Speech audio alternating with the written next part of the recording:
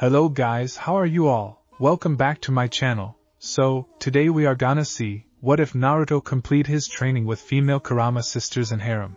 And subscribe if you enjoyed the video. And also check the description. So let's begin the story. The sewers beneath Naruto's consciousness had always been a dark, lonely place.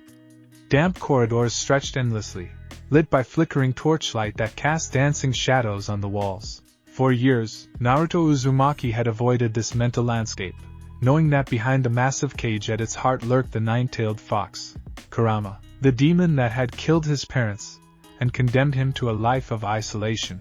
But tonight was different. Naruto stood before the familiar golden cage, its seal glowing with the kanji for seal inscribed across the gates. The usual red eyes gleaming from the darkness were there, but something felt off. "So, you finally came willingly," rumbled a familiar voice, though it seemed softer somehow.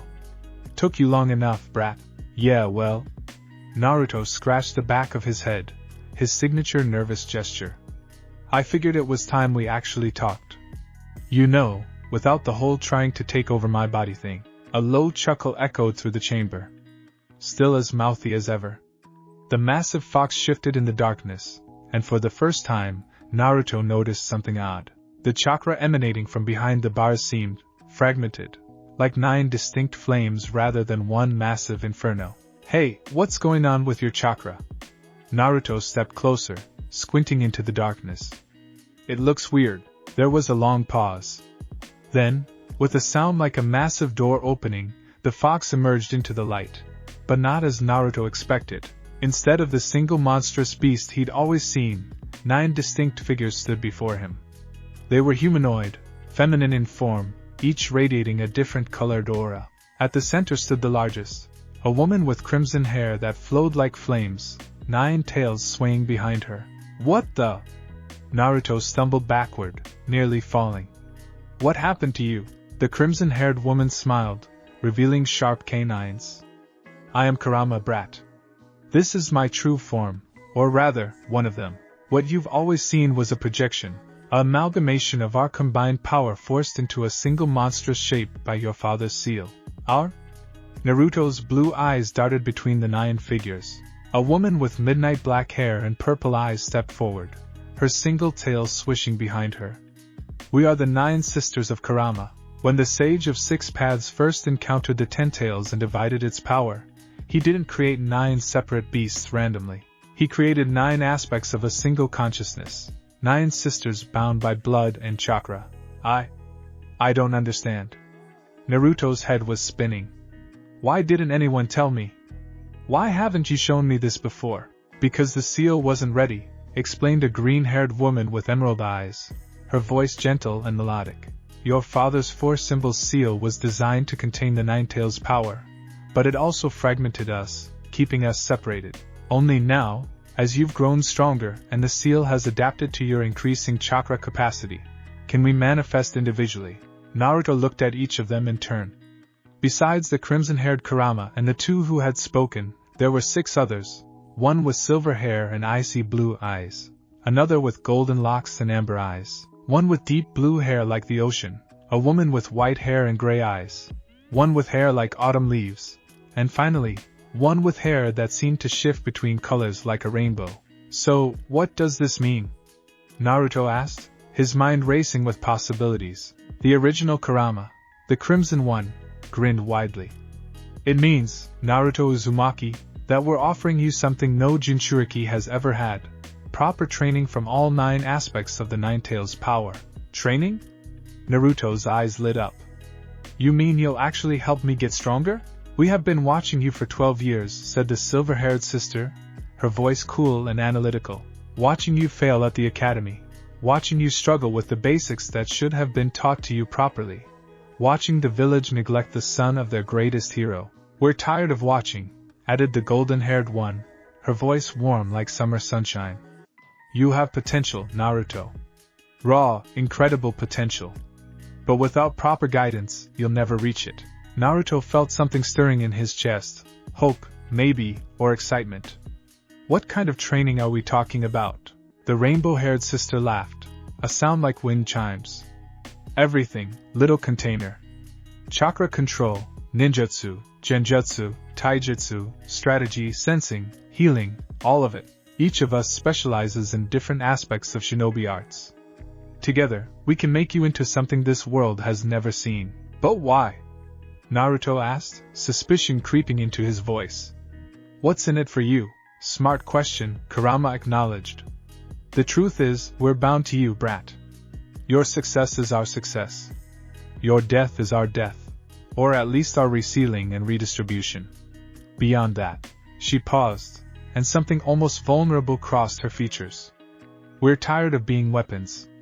Tired of being feared and hated. Maybe, just maybe, if we help you become someone truly extraordinary, the world might finally see us as something more. The black-haired sister nodded. We want freedom, Naruto. Not freedom from you, we've accepted our situation. But freedom from the hatred, the fear, the constant expectation that we're nothing but mindless beasts of destruction. Naruto understood that feeling all too well. He'd lived with it his entire life. Okay, he said, straightening up and meeting Kurama's eyes with determination. I'm in. When do we start? Right now, Kurama said. But first, introductions. I am Kurama, as you know, the Crimson Fox, master of pure chakra and raw power. My specialty is overwhelming force and chakra manipulation. The black-haired woman inclined her head. I am Kage, the Shadow Fox. I specialize in Genjutsu, stealth, and shadow manipulation, the arts of deception and misdirection. I'm Midori, said the green-haired one with a gentle smile. The Jade Fox. My domain is healing, nature chakra, and the life force that flows through all things. Reiju, announced the silver-haired sister curtly. The Storm Fox. Lightning, speed, and precision strikes are my expertise. The golden-haired woman beamed. I'm Hikari, the Golden Fox. I work with light, energy, and positive emotion. The power of hope and courage. Umi, said the blue-haired one, her voice flowing like water. The Ocean Fox. Water manipulation, adaptability, and fluid combat styles. The white-haired sister spoke softly. Yuki. The Frost Fox. Ice, patience, and defensive techniques. Call me Aki, said the autumn-haired one. The Ember Fox. Fire, passion, and explosive techniques are my specialty. Finally, the rainbow-haired sister grinned mischievously. And I'm Niji, the Prism Fox. I handle the weird stuff, sealing techniques, space-time ninjutsu, and reality-bending tricks. Naruto's head was spinning trying to remember all the names and specialties. That's a lot. We know, Kurama said. That's why we're starting simple. First lesson, chakra control. Do you know why you've always struggled with it? Because I suck at it? Naruto offered weakly. No, Midori said gently. Because you have massive chakra reserves, not just from us, but from your Uzumaki heritage. Teaching you chakra control is like teaching someone to paint with a fire hose instead of a brush. You've never been given techniques appropriate for your chakra level. We're going to fix that, Kurama continued. But there's something you need to understand. This training will be hard. Harder than anything you've experienced. We'll be training you in here, in your mindscape, where time moves differently. An hour out there can be days in here. And we won't go easy on you, Reiju added, crackling electricity dancing around her fingers. We're demons, Naruto. We've fought the strongest shinobi in history. Our standards are high. I can handle it, Naruto said firmly. I've been training to be Hokage my whole life. This is just the next step. The sisters exchanged glances, and Naruto could have sworn he saw approval in their eyes. Very well, Kurama said. Then let us begin with the basics. Midori, he's yours for the first lesson. The green-haired fox stepped forward, her movements graceful and purposeful. Come with me, Naruto. We're going to start with something fundamental, understanding the chakra pathways in your body. The scenery around them shifted, the sewer transforming into a vast green forest glade, sunlight filtering through ancient trees. Naruto gasped at the sudden change. In your mindscape, we can create any environment necessary for training, Midori explained. This is easier for what I need to teach you. Now sit. Naruto sat cross-legged on the soft grass, and Midori settled across from him. Close your eyes, she instructed. Forget everything you learned at the academy about chakra control. Most of it was designed for children with normal reserves. You are not normal, Naruto Uzumaki. You are the son of Minato Namikaze, the Yellow Flash, and Kushina Uzumaki, the Red-Hot Habanero. Your bloodline alone gives you chakra reserves 10 times that of a normal shinobi. Add our power on top of that, and you're working with chakra reserves that rival most Kage. Really? Naruto's eyes popped open in surprise. Eyes closed, Midori said firmly, and he obeyed. Yes, really? The problem is, you've been trying to control an ocean with techniques meant for a stream. Today, I'm going to teach you ocean techniques. For the next several hours. Or what felt like hours in the mindscape. Midori guided Naruto through meditation exercises. She taught him to feel the flow of chakra through his body, not as something to force or control, but as something to guide and direct. Chakra is life energy, she explained. It flows naturally, like water or wind. You don't control water by forcing it. You control it by understanding its nature and working with it. Gradually, Naruto began to feel it, the massive currents of chakra flowing through his body.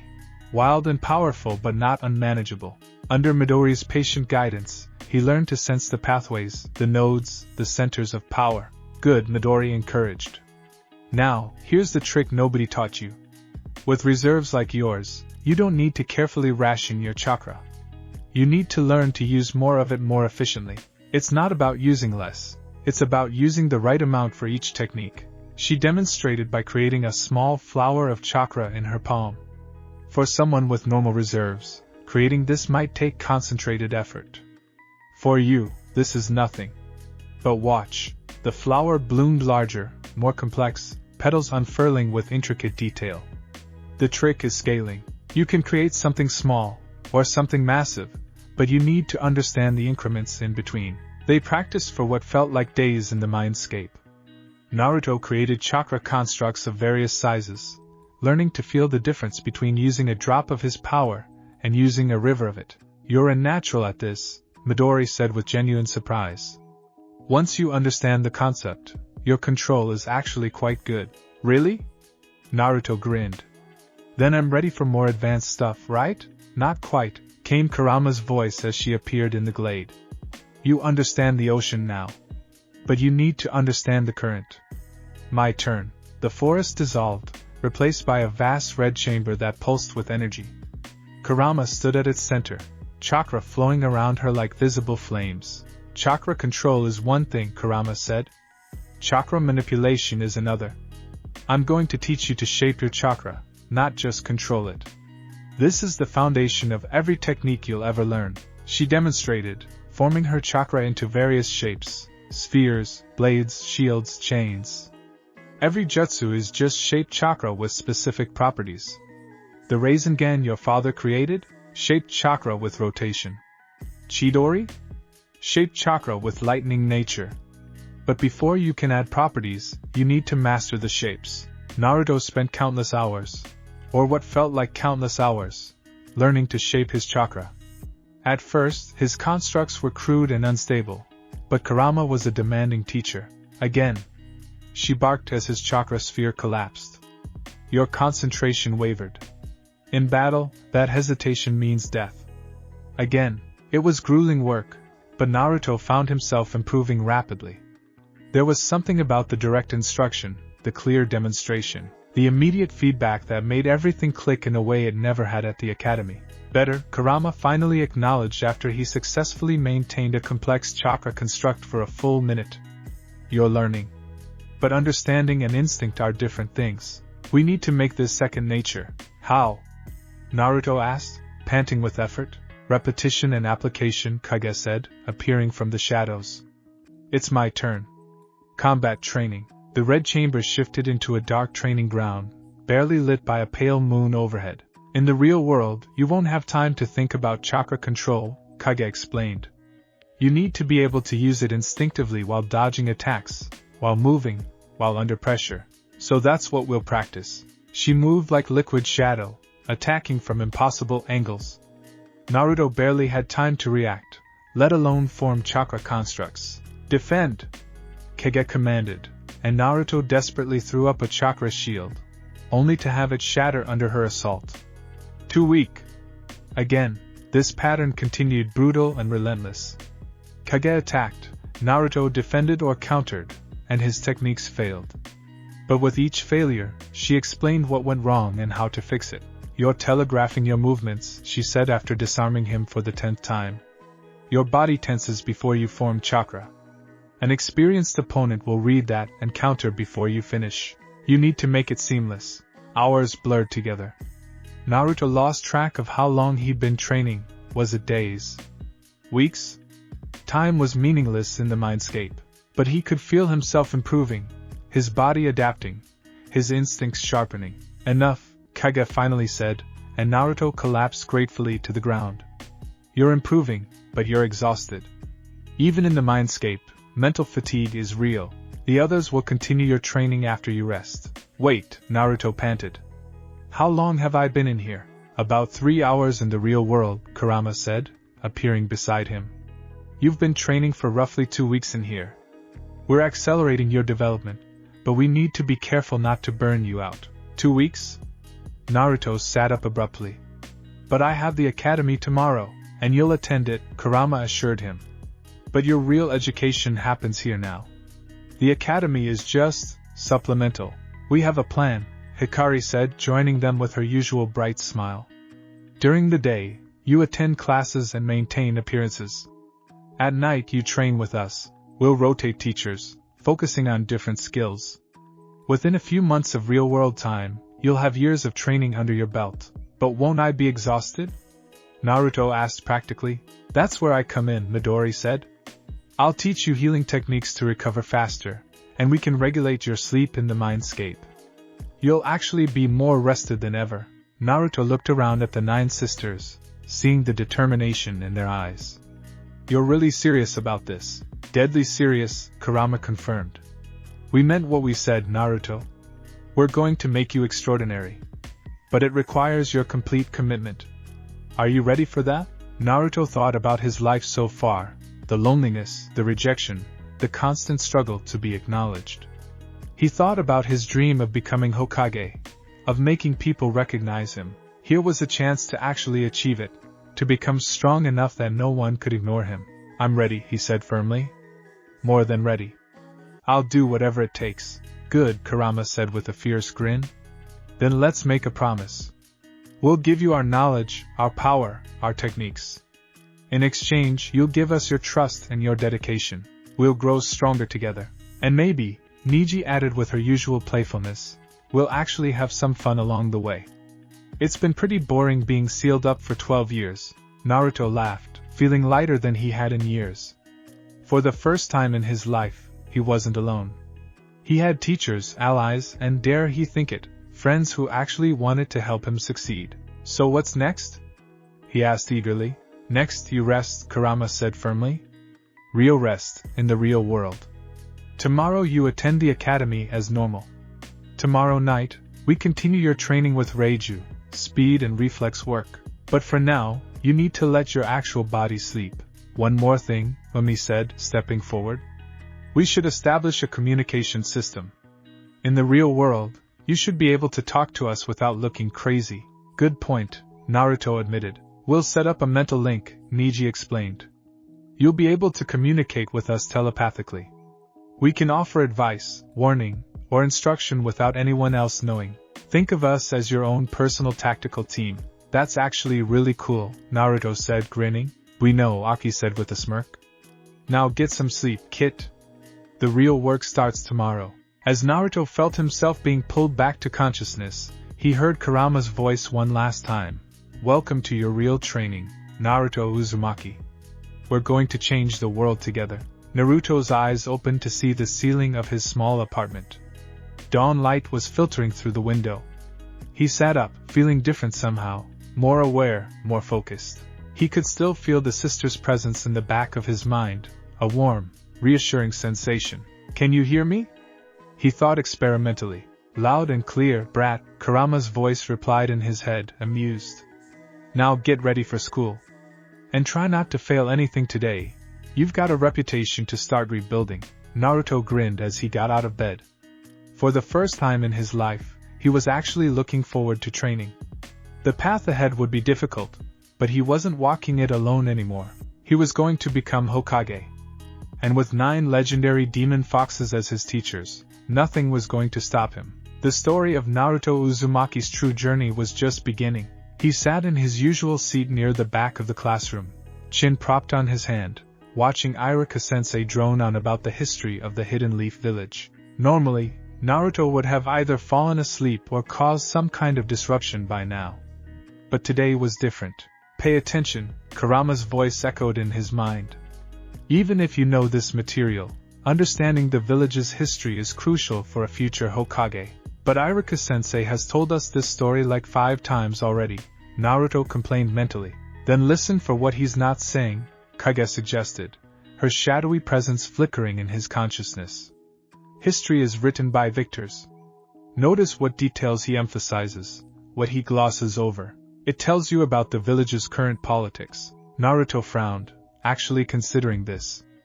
Iruka was talking about the Third Shinobi War, praising the heroes who died defending the village. But he barely mentioned the Nine-Tails attack, and when he did, he didn't mention Naruto's father at all. They're still keeping your heritage secret, Kurama observed. The third Hokage's decision, no doubt. Protection, but also control. What do you mean, control?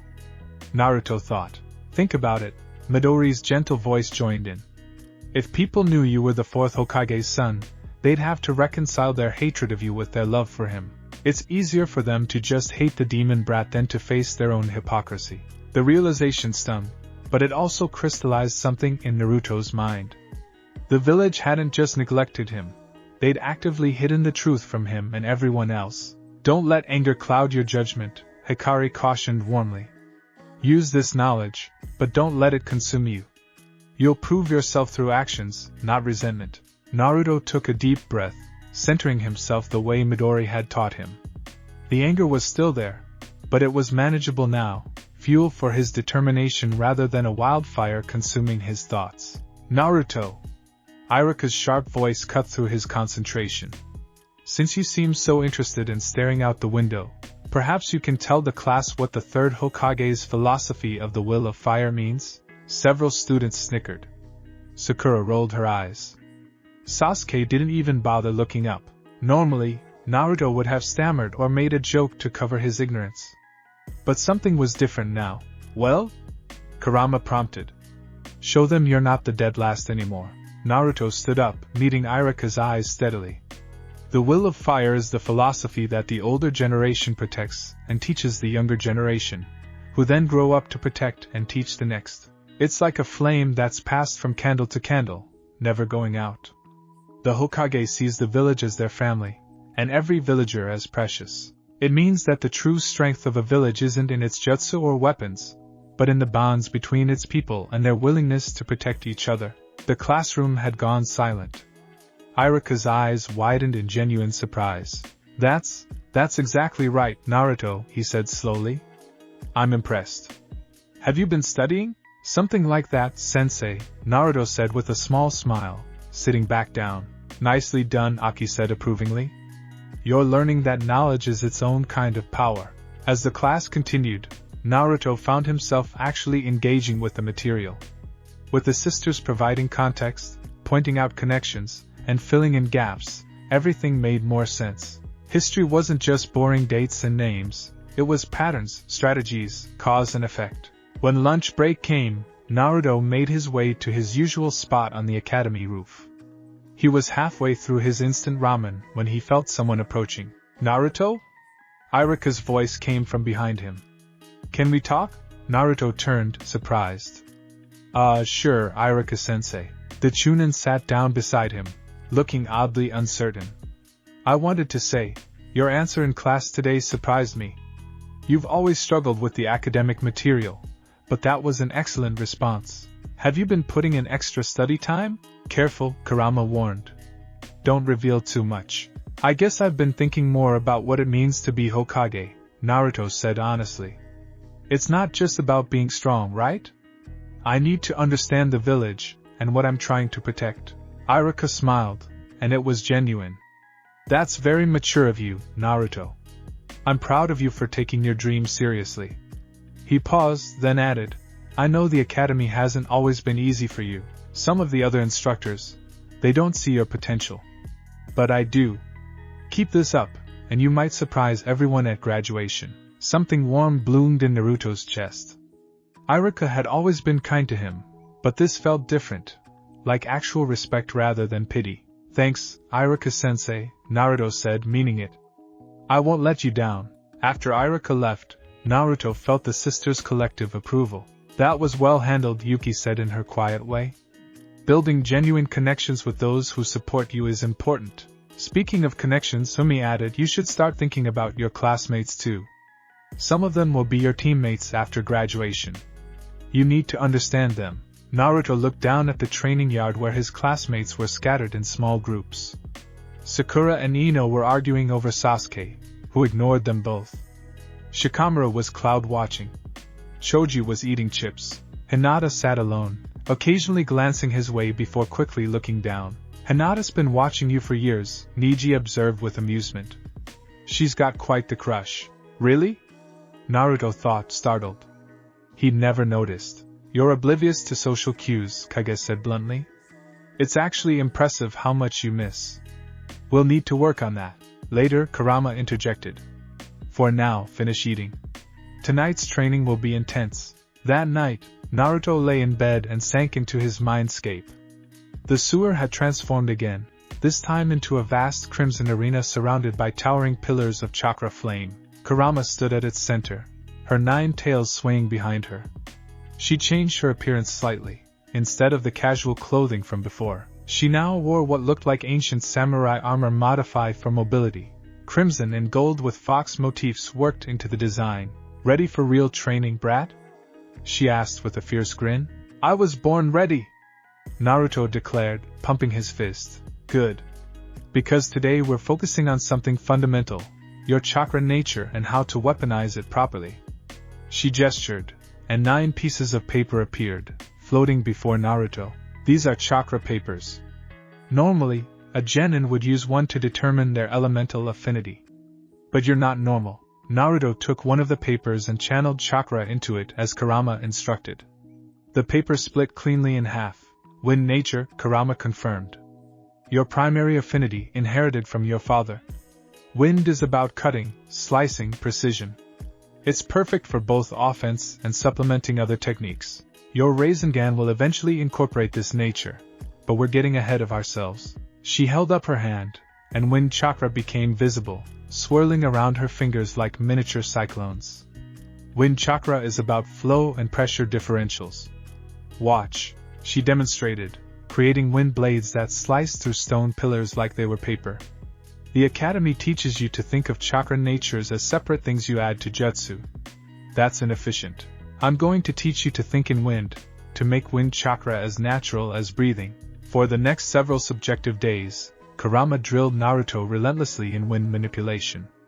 They started simple, creating breezes, feeling how the chakra moved air molecules. Then they progressed to more complex applications. Wind isn't just cutting, Kurama explained. It's also movement, speed, pressure. You can use it to enhance your jumps, deflect projectiles, even create vacuums to suffocate opponents. She showed him how to coat his kunai in wind chakra, turning ordinary weapons into armor-piercing tools. How to create wind currents to enhance his speed.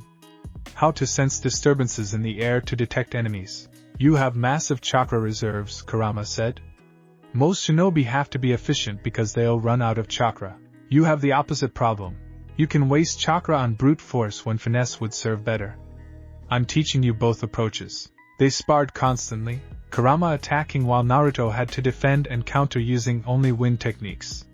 She was merciless, her combat experience from centuries of existence showing in every movement. You're too straightforward, she barked, deflecting his wind blade with casual ease. You telegraph your attacks. An opponent with a Sharingan would read you like a book, then how do I fix it? Naruto demanded, frustrated. By thinking 3 moves ahead. By setting up feints. By making your real attack look like a mistake. She demonstrated, appearing to leave herself open, then punishing Naruto when he took the bait. Combat isn't just about power, it's about psychology. Make your opponent think they know what you're doing, then do something else. As the training progressed, Naruto began to understand what Kurama was really teaching him. It wasn't just about wind chakra or combat techniques. It was about thinking like a warrior rather than a brawler. Better, Kurama acknowledged as Naruto successfully faked her out with a feint. You're learning. But knowledge without experience is useless. You need to pressure test these skills. How? I can't exactly fight real opponents right now. Kurama's grin was predatory. Who said anything about opponents? I'm going to teach you something special, something only someone with our combined chakra could learn at your age. She raised her hand, and the arena transformed. Suddenly, multiple copies of Kurama appeared, each radiating genuine chakra. These are solid chakra constructs, she explained. Normally, they'd be far too expensive to maintain. But with your reserves and my control, we can create a training environment that's actually dangerous. The constructs attacked simultaneously, and Naruto found himself in a real fight for survival. They were fast, coordinated, and utterly ruthless. This is insane, Naruto thought as he barely dodged a wind blade that would have taken his head off. This is training, Kurama shot back. In a real fight, you won't get second chances. Adapt or fail. Something clicked in Naruto's mind. He stopped thinking defensively and started thinking tactically. He used the arena's pillars for cover, created wind currents to obscure his movements, set traps using his chakra. It still wasn't enough. The constructs overwhelmed him, and he found himself pinned. Dead, Kurama announced, and the constructs dissolved. Again. They repeated this exercise dozens of times. Each time, Naruto lasted a little longer, learned a little more. He began to understand spacing, timing, resource management. He learned to read his opponent's movements, to anticipate rather than react. You're improving, Kurama said after a particularly good showing where Naruto had taken down 3 constructs before being overwhelmed. But you're still thinking like you're fighting alone. In the real world, you'll have teammates. You need to learn to coordinate. She created constructs of some of Naruto's classmates, Sasuke, Sakura, even Kiba with Akamaru. These are based on my observations of them, Kurama explained. They're not perfect representations, but they're close enough. Now, learn to fight with people, not just alongside them. This was harder than fighting alone. Naruto had to account for his teammates' positions, their abilities, their weaknesses. He had to create openings for them while covering their vulnerabilities. Sakura's in close combat. She's vulnerable to ranged attacks. Kurama called out during one exercise. Protect her. Naruto created a wind barrier that deflected incoming shuriken, allowing the Sakura construct to finish her attack. Sasuke's preparing a fire jutsu. Wind enhances fire. Coordinate. Naruto timed his wind technique to combine with Sasuke's flames, creating a devastating combination attack. After countless iterations, Kurama finally called a halt. Enough. You're learning teamwork, but you're still too focused on combat. Let's switch gears. The arena transformed into a peaceful training ground under a starlit sky. Kurama sat down, gesturing for Naruto to join her. Combat is important, she said, her voice gentler now. But it's not everything. I want to talk to you about something else. About us. Us? Naruto settled beside her, curious. You've been training with my sisters and me for several weeks now, subjective time. But you've been treating this as purely transactional. You get training, we get, what, exactly? You haven't asked? Naruto frowned, realizing she was right. I guess I figured you were just helping me get stronger because you're stuck with me. That's part of it, Kurama admitted. But there's more. Naruto, do you understand what it means to be a Jinchuriki? I'm the container for the Nine Tails. I keep your power sealed so you can't attack the village again. Simplistic, but not wrong. Kurama's tails swayed thoughtfully. But it's more than that. We're not just sealed inside you, we're bound to you, connected to your very life force. Your emotions affect us, your pain affects us. Your joy, your sorrow, your determination, we feel all of it. She looked at him with an expression that was surprisingly vulnerable. For 12 years, we've felt your loneliness, Naruto. Your rejection, your pain, your desperate need to be acknowledged. Do you think that doesn't affect us? We're demons, yes, but we're not heartless. I never thought about it that way, Naruto admitted. Most Jinchuriki never do. They see us as weapons or monsters to be controlled. But here's the truth, the stronger our bond, the stronger you become. A Jinchuriki who fights against their Biju will always be limited. A Jinchuriki who works with their Biju can become something unprecedented. Is that what we're building? A partnership?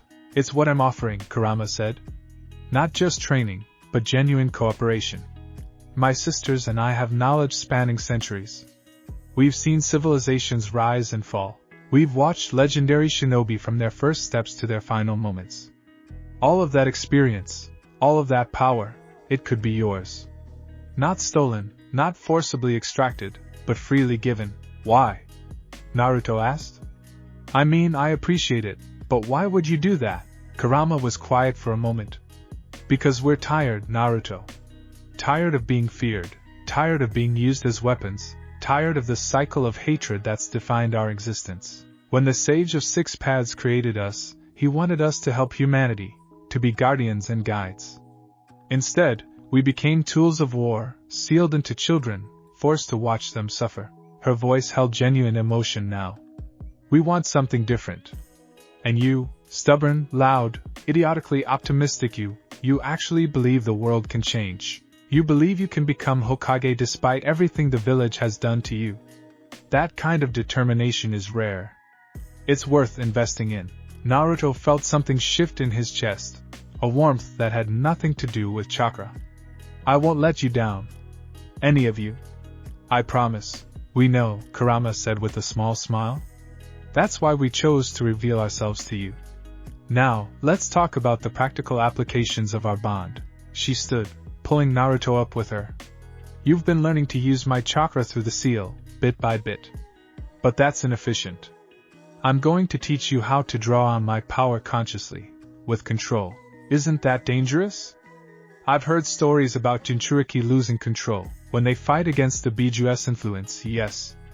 But we're not fighting. We're cooperating. Watch. Kurama placed her hand on Naruto's chest, and he felt a surge of power, not the wild, burning chakra he'd experienced before, but controlled, directed energy. This is a chakra cloak, Kurama explained as a shimmering red aura surrounded Naruto. It's the first stage of a true Jinchuriki transformation. It enhances your speed, strength, and healing without losing your sense of self. With practice, you'll be able to activate this at will. Naruto looked down at himself, feeling the power coursing through him. It was exhilarating but also comfortable, like putting on a favorite jacket. This is amazing, he exclaimed. This is just the beginning, Kurama said. Eventually, you'll be able to manifest my tales for even greater power. But that requires deeper synchronization, trust, understanding, and perfect chakra harmony. It'll take time. How much time? Depends on how well we bond. Which brings me to my next point. Kurama's expression became serious. The other sisters and I have been discussing this. We want to establish a deeper connection with you, not just as teachers, but as true partners. What does that mean? It means sharing more than just chakra and knowledge. It means opening yourself to us emotionally, letting us understand you completely, and allowing yourself to understand us. It means building the kind of trust that most Jinchuriki never achieve with their Biju. Naruto considered this. It was intimidating, the idea of opening himself up completely to 9 ancient demons. But then again, they'd already seen his loneliness, his pain, his struggles. What more did he have to hide? Okay, he said. I'm in. What do I need to do? For now? Just keep training, keep being yourself, and keep talking to us. The bond will deepen naturally over time. But there is one thing, Kurama hesitated, which was unusual for her. We'd like you to spend dedicated time with each of us individually, beyond just training. Getting to know us as individuals, not just as aspects of the 9 tails. Like hanging out? Naruto asked, surprised. If you want to call it that. We've been watching you for 12 years, but you barely know us beyond our specialties. If we're going to be partners, we should actually know each other. That actually sounds really nice, Naruto said honestly. I'd like that. Kurama's expression softened into something almost affectionate. Good. Then let's start now. Tell me about your dream, Naruto. Not just I want to be Hokage, tell me why. What does it mean to you? They sat together under the artificial stars, and Naruto found himself opening up in a way he'd never done with anyone. He talked about the loneliness, about seeing the Hokage's face on the mountain and imagining people looking at him with respect instead of hatred. He talked about wanting to protect people, about proving that he mattered, about changing the village that had rejected him. Kurama listened, really listened, and when she spoke, it was without judgment. You know what I think? She said when he finished. I think you're going to be an incredible Hokage. Not despite your experiences, but because of them. You understand pain, rejection, the need for acknowledgement. You'll fight for the people others forget, the ones deemed worthless. That's what a true Hokage should be. You really think so? I know so. And my sisters and I are going to make sure you have every tool you need to achieve it. They talked for hours, and Naruto learned things about Kurama he'd never imagined. She told him stories of the ancient world, of the Sage of Six Paths, of her sisters and their individual personalities. She was sarcastic, fierce, protective, and surprisingly thoughtful. She wasn't just a demon, she was a person, complex and real. When Naruto finally woke in his bed, dawn was breaking. He felt different, not just stronger from the training, but more complete somehow. The loneliness that had been his constant companion for years felt less oppressive with 9 voices always present in his mind. Good morning, brat, Kurama's voice greeted him warmly. Ready for another day? Yeah, Naruto thought back, smiling. I really am. Today, try actually paying attention to your classmates, Kage suggested. Especially the Hyuga girl. She's been trying to get your attention for years. And maybe don't eat instant ramen for every meal, Midori added with exasperation. We're going to teach you proper nutrition too, one thing at a time. Naruto protested. As he got ready for school, Naruto caught his reflection in the mirror. His eyes seemed brighter somehow, more focused. He stood straighter. The dead last of the academy was still there, but something new was emerging, someone stronger, more confident, more complete. We're going to change everything, he said to his reflection, feeling the sisters' collective agreement in his mind. The path ahead was long, and graduation was still months away. But for the first time in his life, Naruto Uzumaki felt truly ready for whatever came next. 3 months had passed since Naruto began his training with the Kurama sisters, and the changes were becoming noticeable, though he was doing his best to hide the extent of his growth. Naruto, that's the 3rd time this week you've gotten a perfect score on the written exam, Irika said, holding up the test paper with obvious pride and confusion. What's gotten into you? Don't get too cocky, Kage warned in his mind. You need to show improvement, but not so much that it raises suspicion. I've just been studying harder, sensei, Naruto said with his usual grin, scratching the back of his head. Gotta be ready for graduation, right? What Irika didn't know was that Naruto had been spending the equivalent of months in his mindscape, learning everything from history to strategy to mathematics from 9 ancient beings who had centuries of accumulated knowledge. The written tests were child's play now, but the physical improvements were harder to hide. During taijutsu practice, Naruto found himself having to deliberately hold back.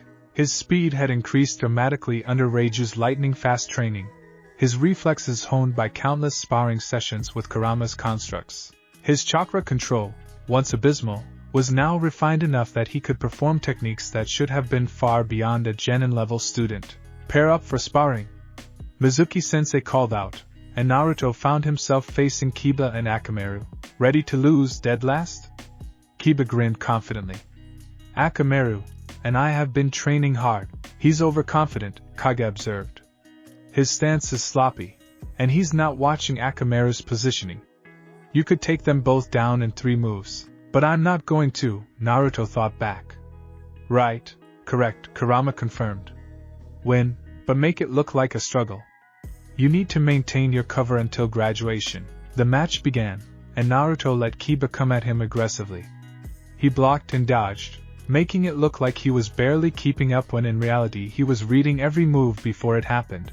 Kage had taught him to see patterns in movement, to predict attacks based on weight distribution and muscle tension. When Akamaru tried to flank him, Naruto accidentally stumbled, then turned it into a wild spinning kick that caught Kiba off guard. It looked like luck, but it was entirely calculated. Lucky shot. Kiba growled, coming in harder. Naruto exchanged blows with him, gradually wearing him down while making it look like he was taking as much damage as he gave. Finally, he saw his opening. Kiba overextended on a punch, leaving himself vulnerable. Naruto could have countered with a dozen devastating techniques, but instead, he simply swept Kiba's legs and pinned him. Winner, Naruto Uzumaki, Mizuki announced, sounding surprised. Good job, Hikari said warmly. You won without revealing your true skill level. As Naruto helped Kiba up, he noticed Hinata watching from across the training field. Their eyes met briefly, and she immediately looked away, blushing furiously. You really should talk to her, Niji suggested with amusement. She's been pining for you for years. What would I even say? Naruto thought, genuinely uncertain. Start with hello, Umi said dryly.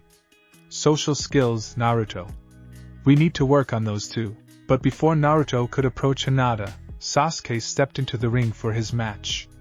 The Uchiha moved with his usual cold precision, defeating his opponent in seconds. As always, Sakura and Ino squealed from the sidelines. The Uchiha boy is skilled, Kurama observed. But he's hollow. All technique, no heart. He's running from something. Should I try talking to him? Naruto wondered. Not yet, Kage advised. He's not ready to see you as anything but an annoyance. Build your strength first, then reach out. Some people only respect power. That night, Naruto descended into his mindscape to find the environment transformed into a realm of perpetual twilight. Shadows danced at the edges of perception, and the moon hung full and silver overhead. Kage stood at the center of this shadowy domain, her purple eyes gleaming in the darkness. Unlike her sisters, she wore form-fitting black clothing that seemed to blend with the shadows themselves. Welcome, Naruto, she said, her voice like silk. Tonight, we begin your training in the arts I specialize in, Genjutsu, stealth, and the manipulation of perception. Genjutsu? Naruto's enthusiasm dimmed slightly. But I'm terrible at that. Iruka-sensei says I don't have the chakra control for it. Iruka-sensei is wrong, Kage said bluntly.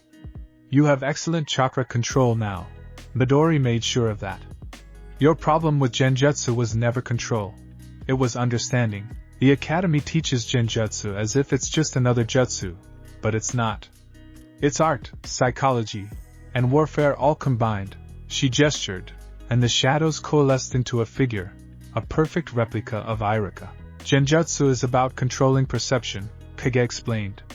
You make the target's brain believe something that isn't real by manipulating the chakra flow in their sensory system. But here's what they don't teach you. The best Genjutsu aren't elaborate fantasies. They're subtle alterations to reality that the target doesn't even notice. The Iruka replica suddenly had a kunai in his hand that hadn't been there before. Did you see me create that? Kage asked. No, Naruto admitted. Exactly. I slipped it into your perception so smoothly that you accepted it as having always been there. That's the key to effective Genjutsu, subtlety. Make the target question what's real without realizing they're under your influence. She dispelled the replica and faced Naruto directly. Now I'm going to place you under a Genjutsu. Your job is to recognize it and break free. Ready? Wait, shouldn't you teach me how to? The world shifted. Suddenly, Naruto was standing in a familiar ramen shop, Tsuchi smiling at him from behind the counter. Naruto! Your usual? The old man asked cheerfully. Something felt off, but Naruto couldn't put his finger on what. He looked around the shop. Everything seemed normal. The smell of broth, the warmth of the stove, the sound of noodles being prepared. This is a Genjutsu, he reminded himself. But what's wrong with it? He studied every detail, looking for inconsistencies. The lighting was correct. The sounds were right. Tsuchi looked exactly as he should. Then Naruto noticed it. His shadow was falling in the wrong direction relative to the light source. Got it. He focused his chakra, disrupting the flow the way Midori had taught him for general chakra manipulation. The world shattered like glass, and he was back in the shadowy realm with Kage. Good, she said with approval. You found the flaw. But it took you almost a minute, and that was with an obvious inconsistency. Let's try again. They repeated the exercise dozens of times. Each Genjutsu was different. Some were elaborate scenarios, others were subtle changes to his immediate environment. Kage taught him to look for specific signs, unnatural shadows, sounds that didn't quite match their sources, smells that didn't belong, the feeling of his chakra being manipulated. Breaking Genjutsu is about awareness, Kage explained. Most shinobi fail because they accept what they see without question. You need to constantly question reality, especially in combat situations.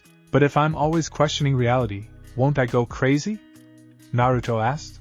Not if you develop proper mental discipline. Think of it like this. There's a difference between paranoid suspicion and tactical awareness. You're not doubting everything. You're staying alert for specific indicators that something is wrong. After what felt like days of practice, Naruto was breaking free of her Genjutsu within seconds. But Kage wasn't satisfied. Now comes the hard part, she said. Creating your own Genjutsu. I thought you said I wasn't ready. I said you weren't ready before. Now you are. Watch closely. Kage demonstrated the hand seals for a basic Genjutsu, moving slowly so Naruto could follow. This is a simple technique called false sound. It makes the target hear something that isn't there. The key is matching the chakra frequency to their auditory processing centers. She had Naruto practice on shadow constructs, teaching him to feel the exact chakra manipulation needed. It was frustrating work. Too much chakra and the technique failed entirely. Too little and nothing happened. You're overthinking it, Kage said after his 10th failed attempt. Genjutsu is about precision, yes, but also about intent.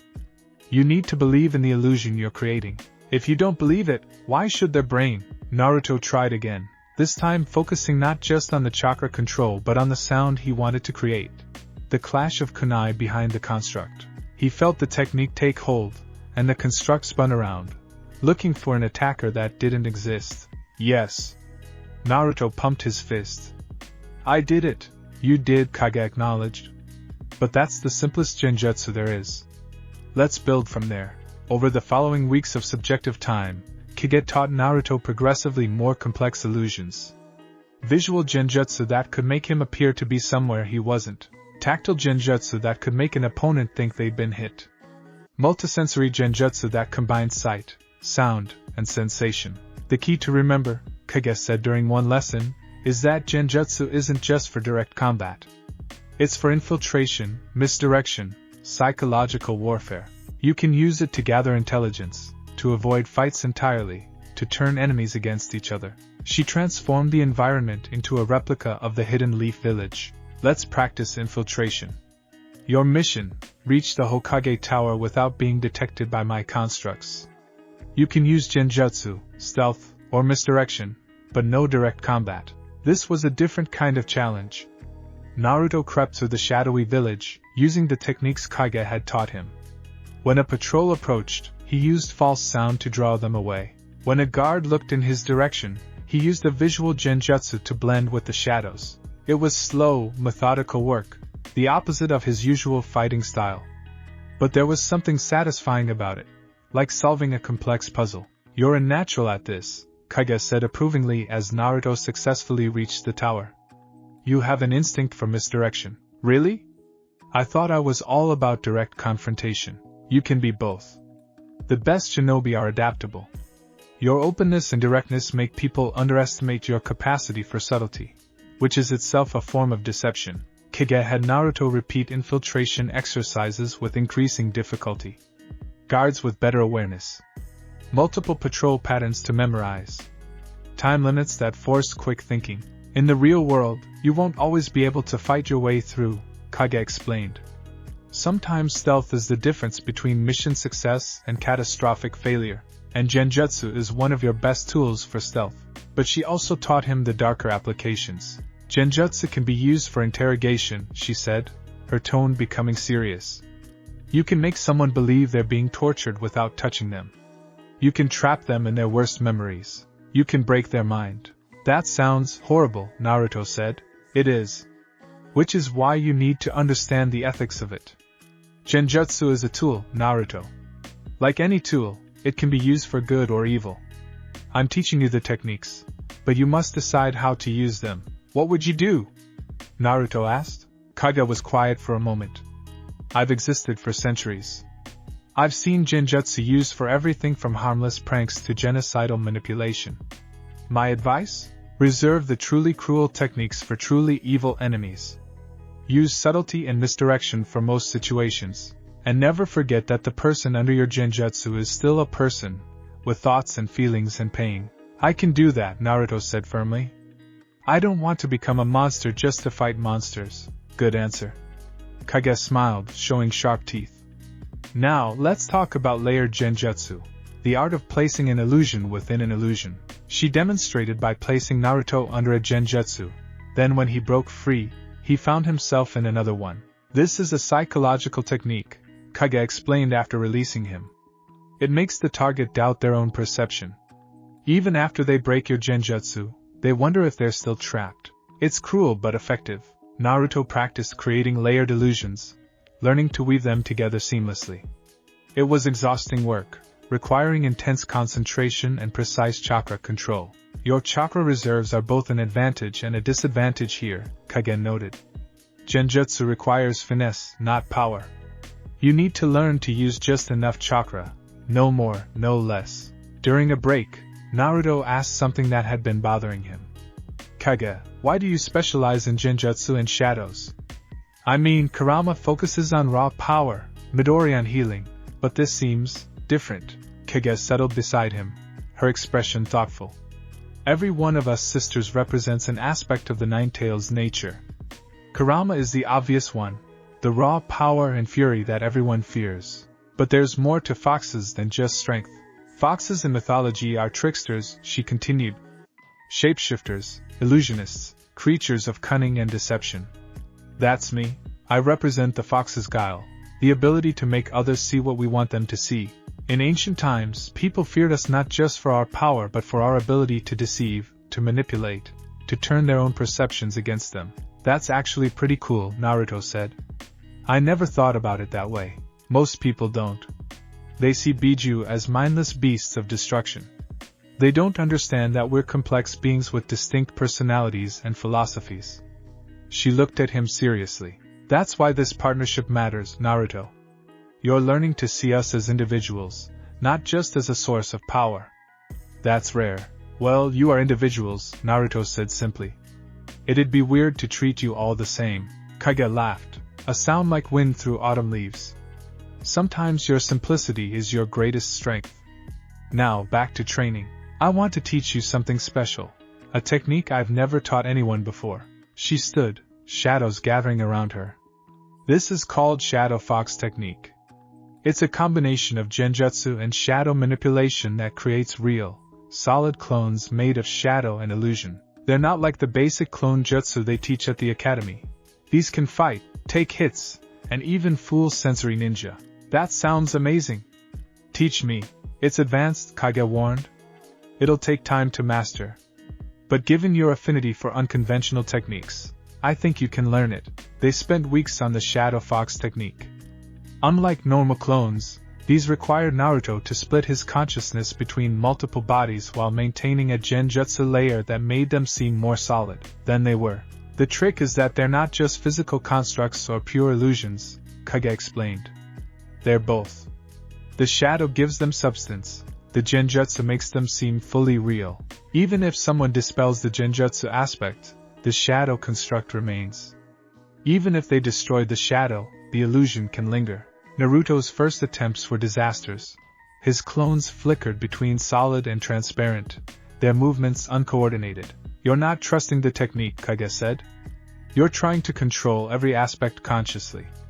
Let your subconscious handle the Genjutsu maintenance while you focus on the shadow manipulation. It was like learning to pat his head and rub his stomach at the same time, but eventually, Naruto got the hang of it. His shadow clones became stable, moving with his intent while maintaining their illusory solidity.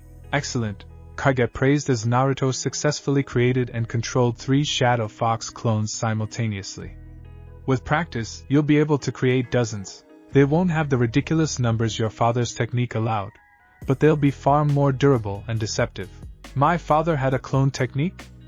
Naruto asked, curiosity piqued. The Shadow Clone Jutsu, Kage confirmed. A forbidden technique that creates real, physical clones by dividing your chakra equally between them. Extremely dangerous for most shinobi because it can drain you completely.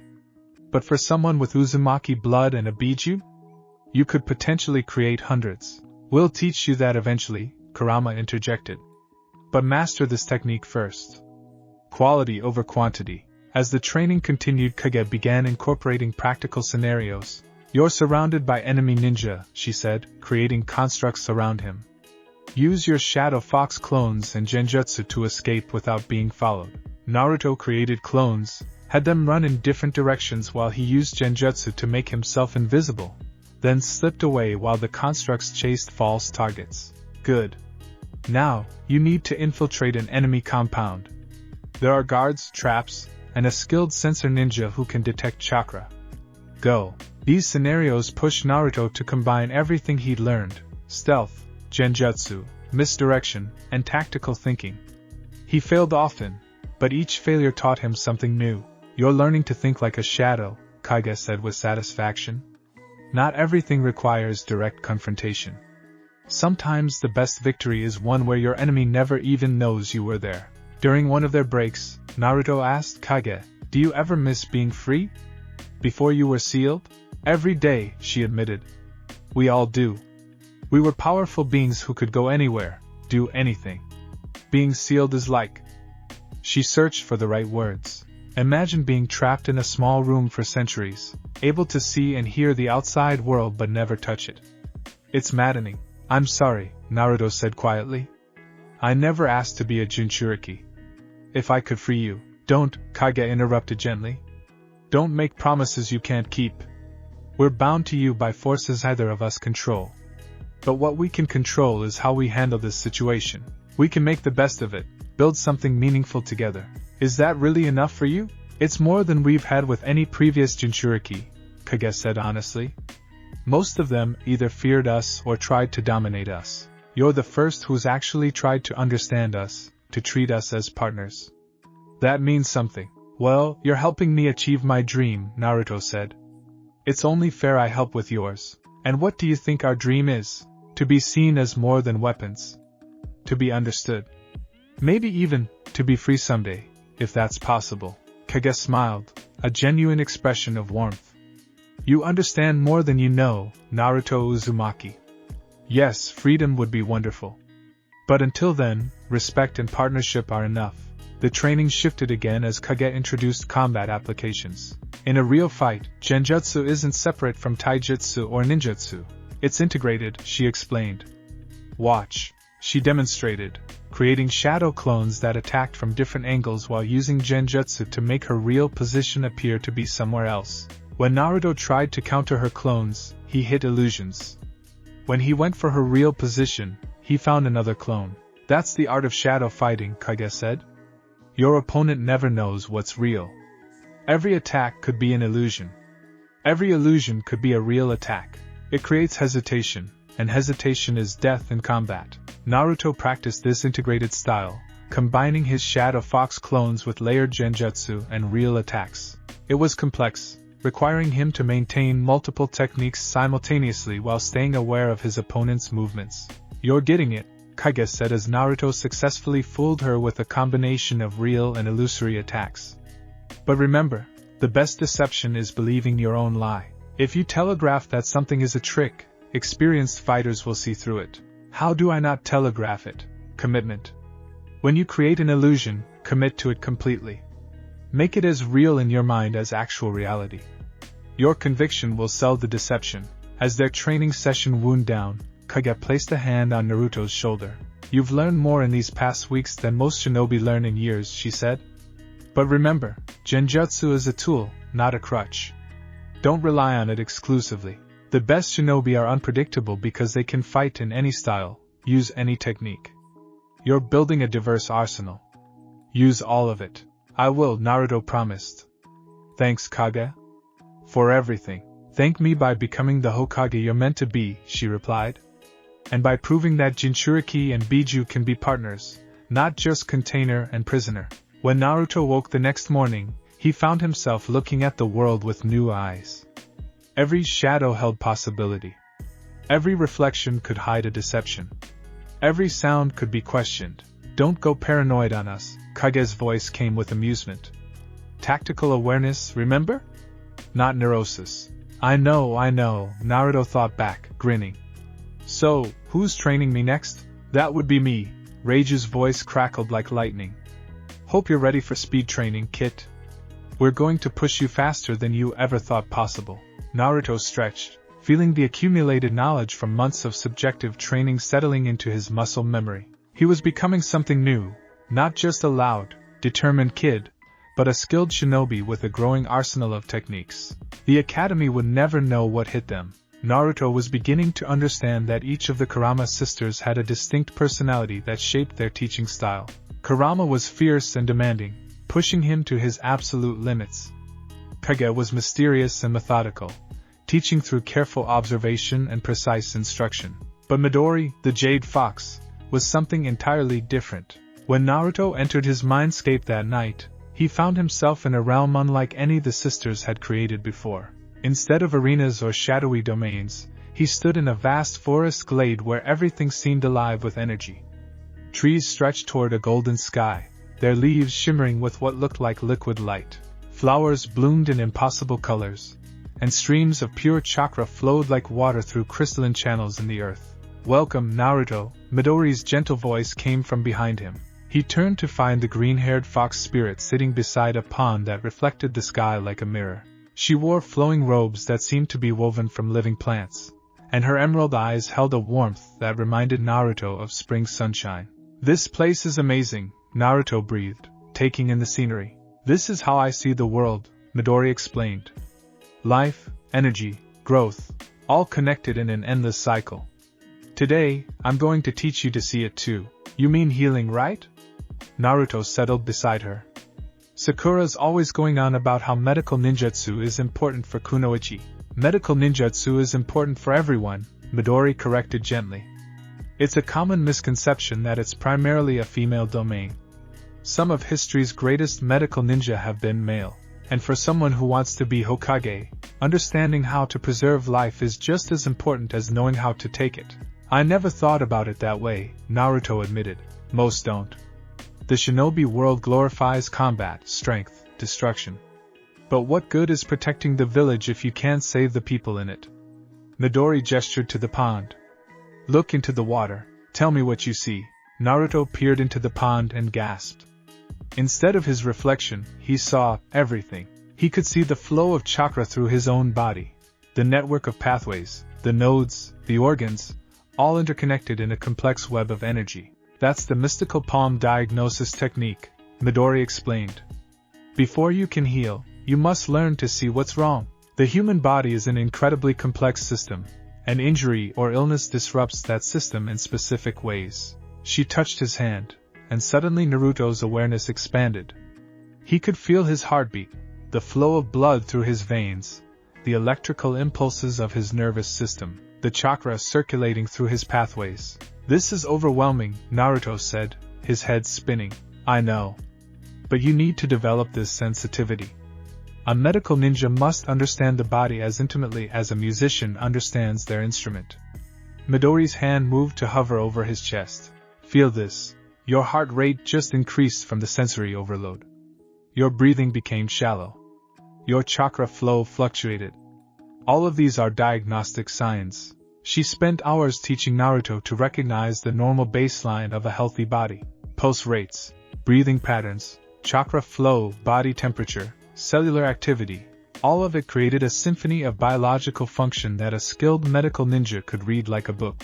Now, Midori said, creating a chakra construct in the shape of a human body. Let's introduce injury and see how it changes the pattern. She created a simulated wound on the construct's arm. A deep cut that would require stitches in the real world. Immediately, Naruto could see the changes. Blood flow redirecting, chakra rushing to the area for natural healing, inflammation responses triggering. The body tries to heal itself, Midori explained. Medical ninjutsu doesn't replace that natural process, it accelerates and guides it. Watch. She placed her hand over the wound, and green chakra flowed from her palm. Under Naruto's enhanced perception, He could see what was happening. Her chakra was stimulating cell division, knitting tissue back together, promoting blood clotting, reducing inflammation. That's incredible, Naruto whispered. That's the mystical palm technique, the foundation of medical ninjutsu. But before you can learn it, you need perfect chakra control. Not the control Kurama taught you for combat, but something even more refined. Midori created a single flower in her palm, a lotus blossom that seemed to be made of solid chakra. Medical ninjutsu requires precision that borders on the microscopic, she said. You're working with cells, molecules, individual nerves. Too much chakra and you'll cause more damage. Too little and nothing happens. You need to find the exact right amount and maintain it consistently. She had Naruto practice creating chakra constructs that mimicked living tissue. It was painstaking work, far more difficult than anything he'd done before. I can make wind blades and shadow clones, Naruto complained after his 10th failed attempt. Why is this so hard? Because those techniques are about output and form, Midori explained patiently. This is about control and sensitivity. You're not just shaping chakra, you're using it to influence biological processes. It requires a completely different mindset. She placed her hands over his, guiding his chakra flow. Feel this, the gentleness, the precision. Medical chakra isn't forceful. It's persuasive. You're asking the body to heal faster, not forcing it. Gradually, through countless repetitions, Naruto began to understand. He learned to modulate his chakra output to incredibly fine degrees, to sense the subtle feedback from living tissue, to adjust his approach based on what the body needed.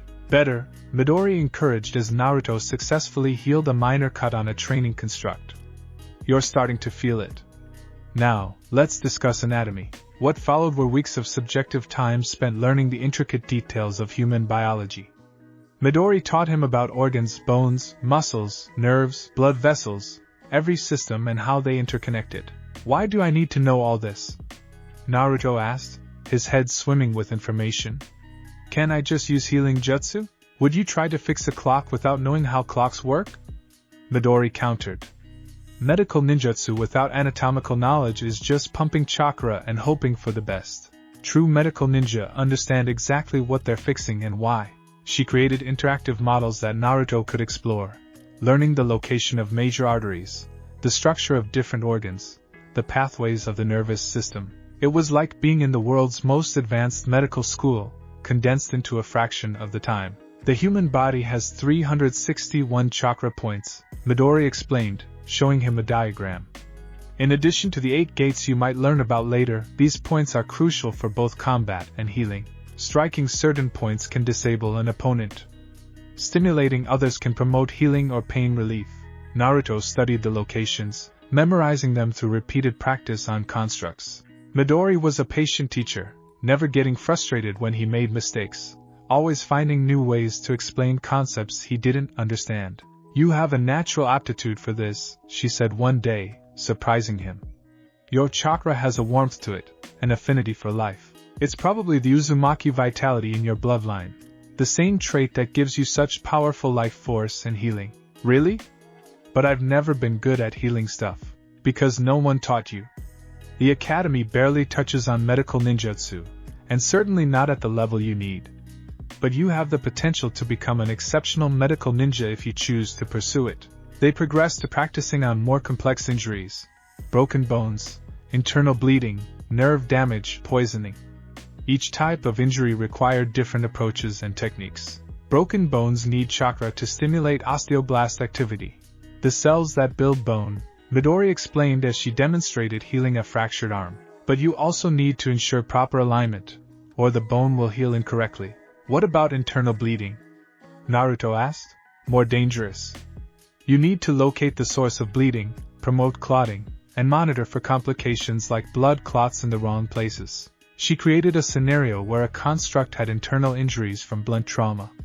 Try this one. Naruto placed his hands over the construct, using his diagnostic skills to locate the bleeding. He found a ruptured blood vessel in the abdomen, and carefully directed his healing chakra to seal it. Good, Midori said. But you missed the secondary injury. There's also bleeding in the liver. Always do a complete scan before focusing on one injury. This became the pattern of their training.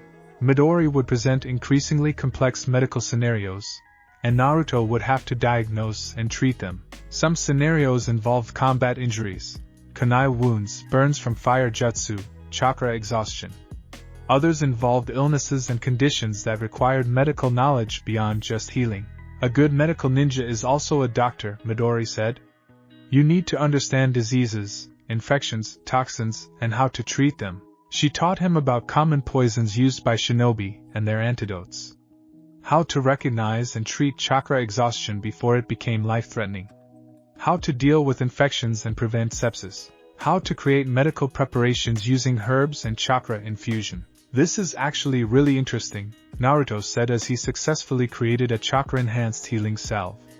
I never knew medicine could be this complex. Most people don't. They think of medical ninja as support roles, staying behind the front lines. But the truth is, a skilled medical ninja can be just as deadly as any combat specialist. Deadly? But you're a healer. Midori's expression became serious. Naruto, if you understand how to heal the body, you understand how to destroy it more efficiently. Every pressure point that can relieve pain can also cause it. Every organ I can repair, I can also rupture with precise chakra strikes. Every system I can regulate, I can disrupt. She demonstrated by creating a combat scenario. When an enemy construct attacked, she didn't use obvious offensive techniques. Instead, she struck specific points on its body with chakra-infused strikes. The construct collapsed, paralyzed. I just disrupted its nervous system, she explained calmly. It can't move, can't feel its limbs, but it's fully conscious. I could also stop its heart, collapse its lungs, or cause an aneurysm in its brain, all with precise chakra control and anatomical knowledge. Naruto stared at her with new respect. That's actually terrifying. Good.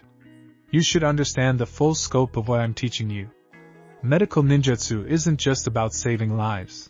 It's about understanding life so completely that you can either preserve it or end it with equal precision. She taught him the basics of medical combat.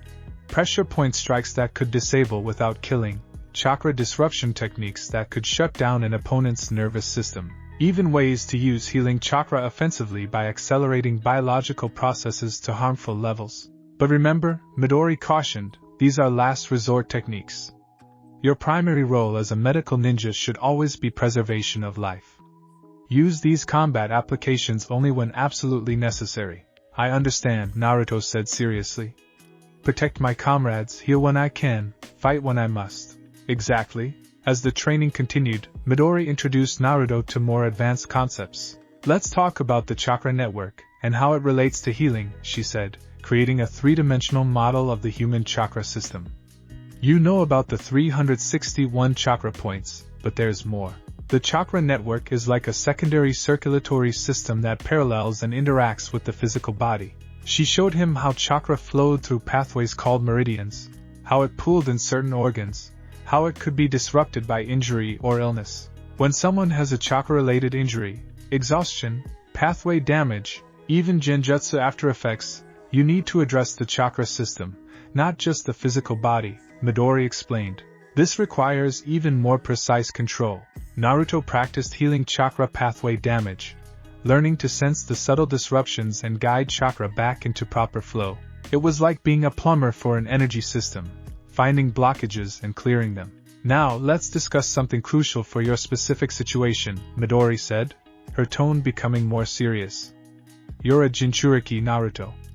Our chakra is always mixing with yours. That creates unique medical challenges. What do you mean? Your healing factor is already enhanced by our presence. Minor injuries heal much faster than normal. Illnesses rarely affect you. Your stamina recovery is exceptional. But that also means conventional medical ninjutsu sometimes doesn't work as expected on you. She demonstrated by creating a simulation of Naruto's own chakra system. He could see his blue chakra constantly mixing with red Biju chakra at the edges. If a medical ninja tries to heal you without accounting for the Biju chakra, their technique might fail or have unexpected results, Midori explained. You need to learn to regulate the flow of our chakra so that medical treatment can work properly. This led to a new set of exercises, learning to suppress the Biju chakra influence when needed, to allow it to enhance healing when beneficial, to keep it from interfering with medical techniques used on him. This is also important for healing others, Midori added. If you use your medical ninjutsu with Biju chakra mixed in, it could have adverse effects. You need to learn to filter it out, to use only your own pure chakra for healing. It was incredibly difficult work, requiring Naruto to consciously separate his chakra from the sisters while performing healing techniques. But eventually he managed it. Excellent, Midori praised.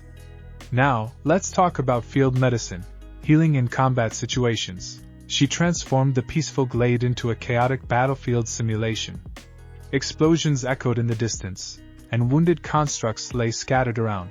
In real combat, you won't have peaceful conditions and unlimited time, Midori said. You'll need to triage. Decide who needs treatment most urgently. You'll need to work quickly while under threat. You'll need to make impossible choices about who you can save and who you can't. She created a scenario with 3 wounded constructs, one with a severed arm and heavy bleeding, one with internal injuries, and one with a head wound. You can only save one before the others bleed out, Midori said. Choose. Naruto hesitated, looking between them. Choose. Midori commanded. He went to the one with the severed arm, using a tourniquet technique combined with rapid healing to stop the bleeding. Why that one? Midori asked. The bleeding was most immediately life-threatening, Naruto explained. The internal injuries would take longer to become fatal, and head wounds. I wasn't sure I could save them anyway. Good reasoning, but you made the wrong choice, Midori said gently. The one with internal injuries was actually bleeding into their chest cavity. They would have died in seconds. The severed arm, while dramatic, could be stopped with just a tourniquet, buying time. The head wound was superficial, looked bad but wasn't fatal. She reset the scenario. Again. Learn to assess quickly and accurately. Every second counts. They ran through dozens of triage scenarios, each one teaching Naruto to make rapid assessments and difficult decisions. It was emotionally draining work, even knowing the constructs weren't real. This is what medical ninja face in every battle, Midori said. The weight of deciding who lives and who dies. It's why medical training includes psychological preparation. You need to be able to make these choices without freezing or breaking down. How do you handle it? Naruto asked quietly. By remembering that saving one life is still saving a life. You can't save everyone, Naruto. No one can. But you can save someone, and that matters. The training shifted to battlefield medicine techniques. How to perform healing while moving, how to protect yourself and your patient simultaneously, how to coordinate with combat ninja while treating the wounded. In team combat, you'll often need to fight and heal, Midori explained. Let's practice integration. She created combat scenarios where Naruto had to defend wounded allies while healing them. It required splitting his focus, maintaining healing chakra with one hand while using combat techniques with the other. Your shadow clones could be useful here, Midori observed. One clone healing while you fight, or multiple clones treating different patients simultaneously. That's actually brilliant, Naruto said, trying it out. The clones could maintain healing techniques while his real body engaged enemies. Just remember, if a clone is dispelled while healing someone, the technique ends. You need to protect them. They practice complex scenarios, evacuating wounded from active combat zones, setting up field hospitals, coordinating with other medical ninja, even treating enemy wounded as prisoners. Wait, we heal enemy ninja? Naruto asked, surprised. Under certain circumstances, yes. Prisoners need to be kept alive for interrogation. Sometimes there are truces for medical treatment, and sometimes it's simply the right thing to do, healing an injured enemy who's no longer fighting. That seems dangerous. It can be. Which is why medical ninja need to be capable fighters, to protect themselves and their patients. The symbol on medical ninja headbands marks them as non-combatants under certain warfare conventions, but not all enemies honor those conventions. As their training progressed, Midori introduced Naruto to more specialized medical techniques. Let's talk about chakra exhaustion treatment, she said. This is crucial because chakra exhaustion is one of the most common causes of death among ninja. She explained how to recognize the stages of chakra exhaustion, from mild fatigue to life-threatening depletion. How to transfer small amounts of chakra to stabilize a patient without depleting yourself. how to stimulate the patient's own chakra production. There's also a forbidden technique you should know about, Midori said carefully, the healing resuscitation regeneration technique. A jutsu that can revive someone who's recently died by transferring your own life force to them. That's amazing. Teach me. No, Midori said firmly. It's forbidden for a reason. The technique kills the user. It's a last resort, a sacrifice play. I'm telling you about it so you know it exists. But you should never use it unless there's literally no other option and the person you're saving is crucial to saving many others. But if I could save someone, your life has value too, Naruto, Midori said gently. You can't protect anyone if you're dead. There are other revival techniques that don't require sacrifice.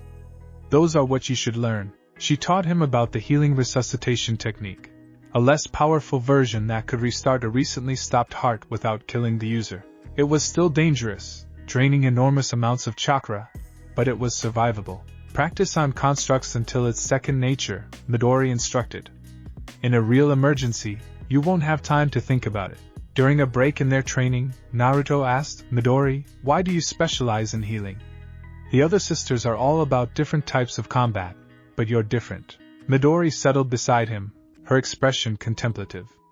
Because someone needed to be. Biju are seen as creatures of destruction, and my sisters embody that in various ways. Kurama's raw power, Kage's deadly deception, Rage's lethal speed. But foxes in nature aren't just predators. We're also survivors, adaptable, resilient. I represent the life force aspect of the Nine Tails, she continued. The vitality that keeps us alive despite being hunted, sealed, and hated for centuries.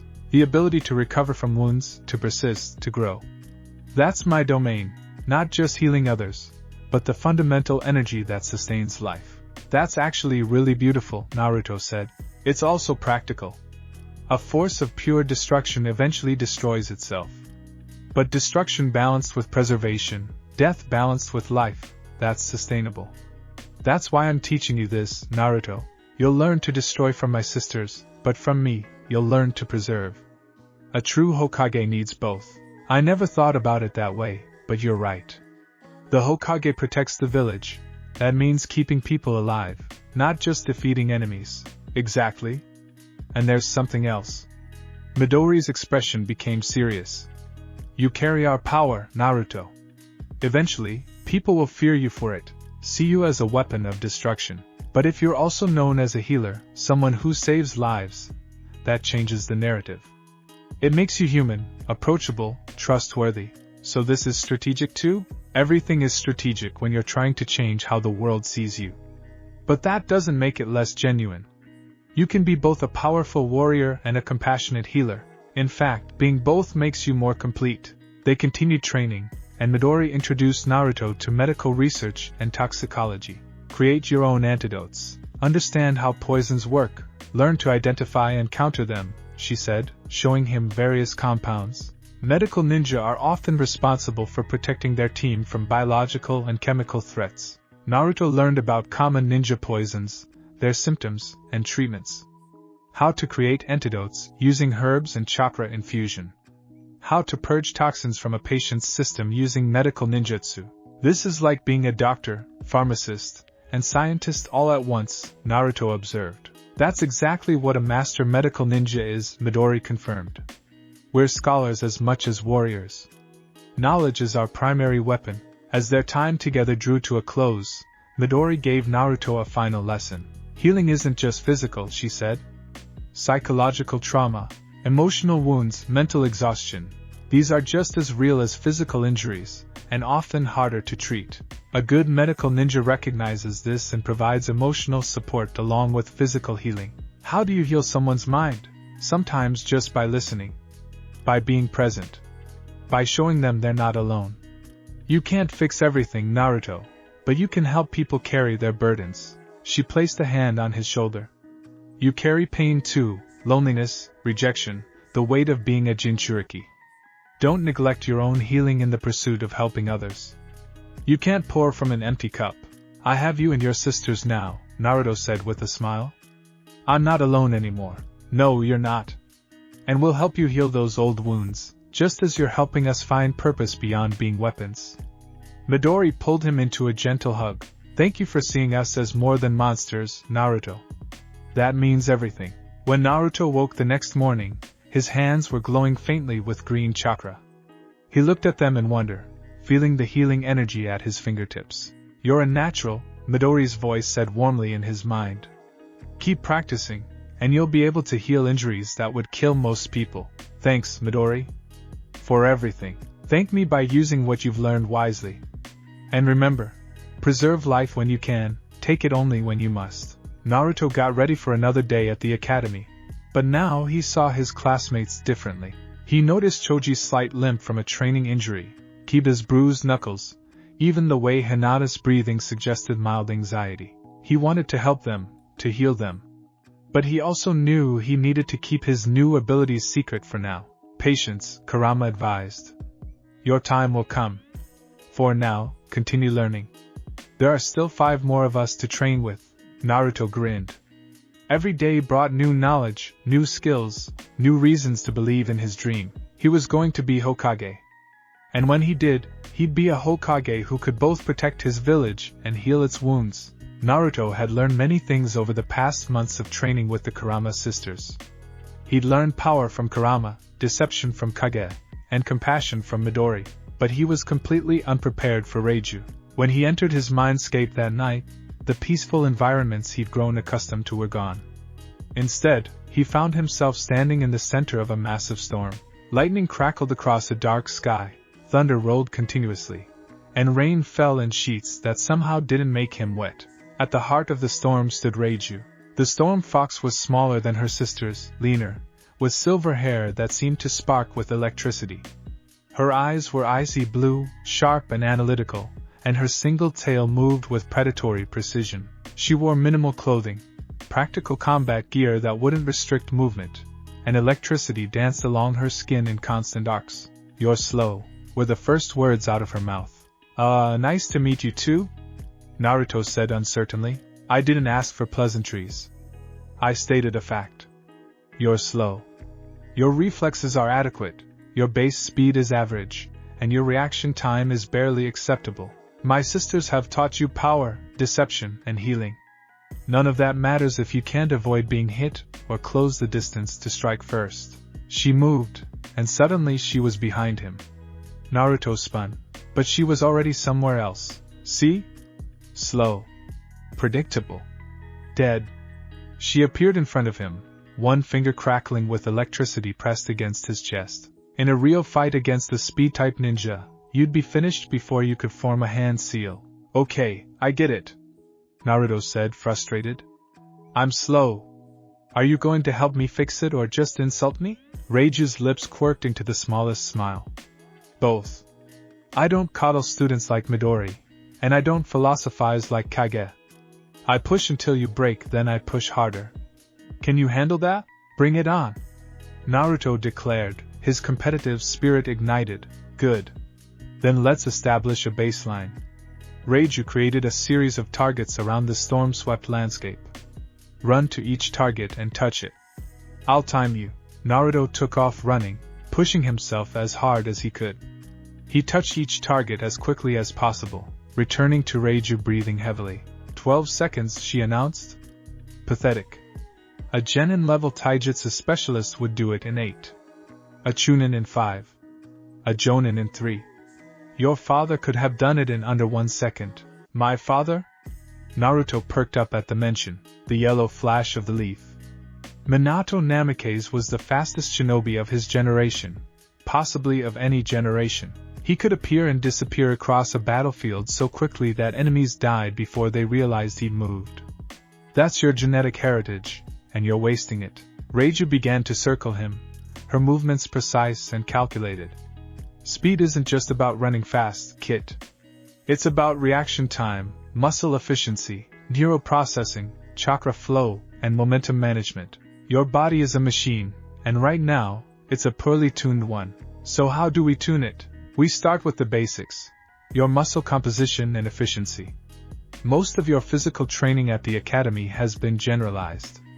I'm going to specialize your body for speed. She placed her hands on his legs, and Naruto felt electricity flow through his muscles, not painful, but intense.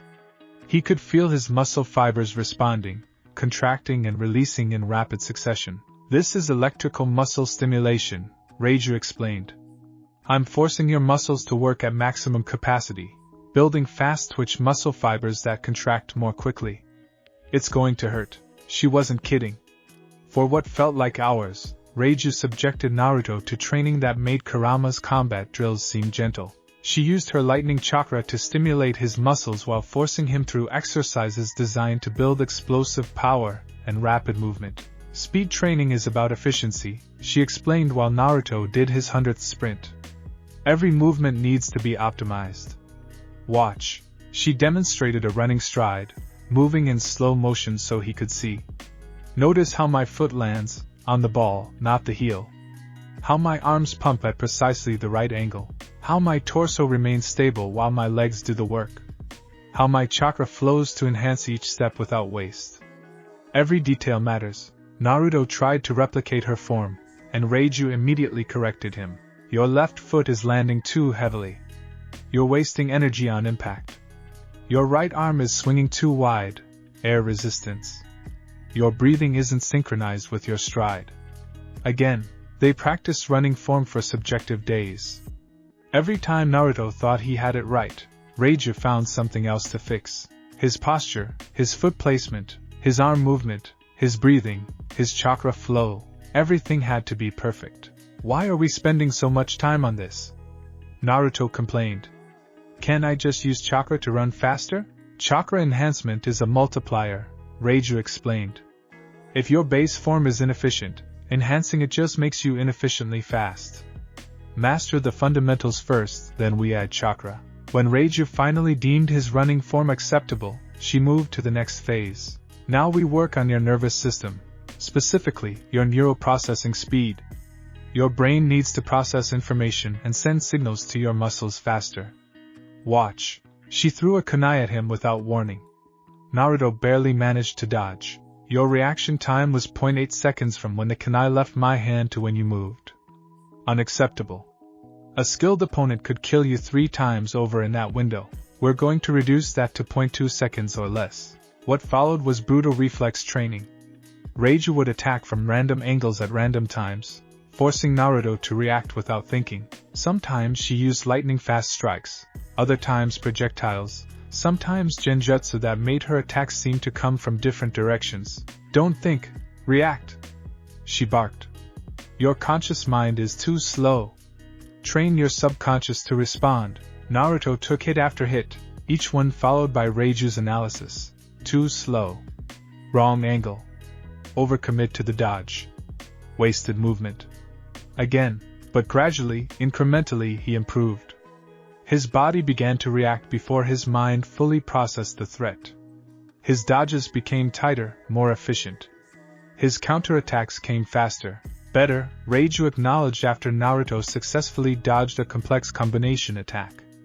You're starting to develop combat instinct. But we need to go deeper. She placed her hands on his head, and Naruto felt electricity flowing through his neural pathways. I'm going to accelerate your neuroprocessing using lightning chakra, she explained. This technique is dangerous. It can cause brain damage if done incorrectly. But I know what I'm doing. You'll experience time differently, perceive things more quickly. Your body will still have the same physical limits, but your mind will be faster. The sensation was indescribable. Suddenly, everything seemed to slow down. Reiju's movements, which had been blindingly fast, became visible, not slow, but trackable. He could see the individual raindrops falling around them. This is how speed-type ninjas see the world, Reiju said, her voice seeming slightly slower than normal. Enhanced neuroprocessing allows us to perceive and react to things that normal shinobi can't even see, but it requires constant chakra expenditure and intense mental discipline. She had Naruto practice maintaining this enhanced perception while moving and fighting. It was mentally exhausting, like trying to watch several high-speed videos simultaneously while also participating in them. The key is learning when to use it, Reiju explained. You can't maintain this state constantly, you'd burn out. But in critical moments, this split-second advantage can mean the difference between life and death. After Naruto had learned to activate and deactivate the enhanced perception at will, Reiju introduced him to her specialty, lightning chakra. Lightning nature chakra has several properties that make it ideal for speed enhancement, she said, demonstrating as electricity crackled around her body. It can stimulate muscle contractions for explosive bursts of speed. It can accelerate neural signals. It can reduce air resistance. And it can paralyze opponents, making you faster relative to them. She taught Naruto to feel lightning chakra, not just create it, but understand its nature. It was sharp, fast, direct, with no tolerance for hesitation or half measures. Lightning chakra is about commitment, Reiju explained. Once you start a lightning technique, you see it through. Hesitation breaks the flow, and the technique fails, sometimes explosively. You need absolute confidence. They started with basic lightning generation. Naruto learned to create sparks, then arcs, then bolts of electricity. Reiju was a demanding teacher, accepting nothing less than perfect control. If you can't control lightning precisely, you'll kill your teammates along with your enemies, she said bluntly. Lightning doesn't discriminate. It follows the path of least resistance, and that might be your ally if you're not careful. Naruto practiced lightning control until he could direct individual bolts with pinpoint accuracy, make them curve around obstacles, and adjust their intensity from a mild shock to a lethal strike. Good. Now we combine lightning with movement, the lightning release, chakra mode. Reiju's body became enveloped in crackling lightning, forming a cloak similar to Kurama's chakra cloak but made entirely of electricity. This technique was developed by the Cloud Village's Raikage line, she explained. It uses lightning to stimulate the user's muscles and nervous system, dramatically increasing speed and reaction time. It also provides a defensive layer. Anyone who touches you gets shocked, and enhances striking power. She demonstrated, moving so fast she seemed to teleport across the landscape, leaving afterimages in her wake. That's incredible, Naruto breathed, and incredibly difficult to master. It requires precise chakra control, a body conditioned to handle the electrical current, and the mental discipline to maintain it during combat. We'll build up to the full version gradually. They started with partial activation, just Naruto's legs enveloped in lightning. Even that was intense. He could feel his muscles supercharged, his nerves firing faster than normal. When he tried to run, he moved so quickly he crashed into a tree. Control. Reiju barked. Speed without control is just flailing. Again, Naruto practiced moving with lightning-enhanced legs, learning to handle the increased velocity. At first, he couldn't turn properly, couldn't stop without crashing, couldn't adjust his speeds smoothly. But Reiju was relentless, drilling him through exercise after exercise. Your chakra flow is uneven, more power to your right leg. Balance it or you'll run in circles. You're tensing up. The lightning does the work, you just guide it. Too much power, you'll tear your own muscles. Too little, it won't make a difference. Find the sweet spot. Days of subjective training blurred together. Naruto learned to activate the lightning release chakra mode on different parts of his body. Legs for movement, arms for striking speed, his entire torso for defense. He learned to adjust the intensity, to maintain it while fighting, to switch it on and off rapidly. Now we work on combat applications, Reiju said once Naruto could maintain a partial chakra mode consistently. Speed isn't just about moving fast, it's about using speed strategically. She created multiple combat constructs and set them on Naruto simultaneously. Use your speed to control the engagement, she instructed. Don't just dodge, position yourself where you have the advantage. Make them react to you, not the other way around. Naruto activated his lightning chakra mode and engaged. At first, he just used his speed to dodge and strike randomly. But Reiju stopped the exercise. You're wasting your advantage. You're faster than them, so use it. Force them into positions where they block each other. Strike and retreat before they can counter. Use your speed to create confusion. They repeated the exercise, and this time Naruto fought more intelligently. He used his speed to get behind enemies, to strike from unexpected angles, to keep multiple opponents off balance. He learned to use afterimages. Moving so fast he left visual echoes, to confuse his opponents about his real position. Better, Reiju acknowledged. You're thinking like a speed fighter now. But you're still predictable. A skilled opponent would read your patterns. How do I fix that? By being unpredictable. Watch. Reiju engaged the constructs, but her movement pattern seemed random. Sometimes blindingly fast, sometimes deliberately slow. She'd rush forward then suddenly stop, reverse direction mid-strike, mix combat speeds constantly. Speed fighters often fall into patterns because moving fast feels good, she explained. But the best speed fighters vary their tempo. Fast, slow, keep the opponent guessing. They can't predict or counter what they can't anticipate. Naruto practiced tempo variation, learning to mix speed bursts with deliberate slowness, to fake rushes then hold back, to create rhythm variations that made him unpredictable. You're also too dependent on your eyes, Reiju said during one session. What happens when you fight someone faster than you, or in darkness, or against someone who can blind you? She created a training scenario where Naruto was blindfolded and had to fight using only his other senses. Speed fighters can't rely on sight alone. Visual processing takes too long. Learn to feel the air currents from movement, hear the sound of footsteps, sense chakra fluctuations. Trust your instincts. It was disorienting at first, but Naruto gradually learned to see without his eyes. He could feel the displacement of air when an opponent moved, hear the subtle sounds of muscles tensing before a strike, sense the chakra surge before a jutsu. This is how I perceive combat, Reiju explained. Visual input is just one data stream among many. The more senses you integrate, the faster you can react. She taught him to layer his sensory inputs, processing information from multiple sources simultaneously. It was like having a 360-degree awareness of his surroundings. Now combine everything, Reiju said. Speed, lightning chakra, sensory awareness, unpredictable tempo, strategic positioning. Let's see what you can do. She created the most challenging combat scenario yet. Multiple high-level constructs in complex terrain with environmental hazards and time pressure. Naruto activated his lightning release chakra mode and engaged. He moved through the battlefield like a storm, using his speed to control positioning, his lightning to paralyze key targets, his sensory awareness to avoid ambushes, his tempo variation to stay unpredictable. It was exhilarating. He felt like he was finally understanding what it meant to be a speed fighter. Not just moving fast, but thinking fast, fighting smart, turning velocity into victory. When the last construct fell, Reiju actually smiled, a rare expression from her. Acceptable, she said, which from her was high praise. You're beginning to understand speed combat. But there's one more thing I need to teach you, the ultimate expression of speed in combat. The environment shifted, becoming a long corridor stretching into infinity. This is about the relationship between speed and space, Reiju explained.